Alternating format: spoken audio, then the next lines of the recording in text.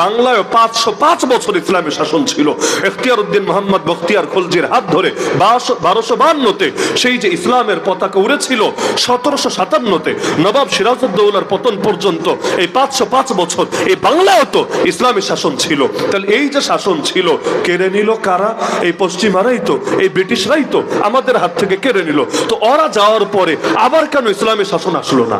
ওরা যদি কেড়ে নিয়ে থাকে, ওরা তো চলে গেছে, তাহলে আগে তো ছিল এতকাল, পরে আর কেন আসলো না? তার মানে মূল কারণ মাযহাবী ইখতিলাফ না রে ভাই, মূল কারণ পশ্চিমাদের দালালি থেকে এখনো বের হতে না পারা। যতদিন পশ্চিমাদের পা চাটাই আমাদের মানসিকতা হবে, ততদিন পর্যন্ত দুনিয়া সব যদি মাযহাব ছেড়ে দেয় লাভ নাই, অটো খেলাফত আসবে না। খেলাফত আনতে চাইলে অন্ধকারকে দূর করে আলো জ্বালাতে হবে। আলো আর অন্ধকার একসাথে সহাবস্থান সম্ভব না। আলো যখন জ্বলবে, অন্ধকার অবশ্যই লেজ গুটিয়ে পালাতে বাধ্য হবেই হবে। মাহফুজ ইসলামিক টিভি, ইসলাম প্রচারণায় সত্যের সঙ্গী।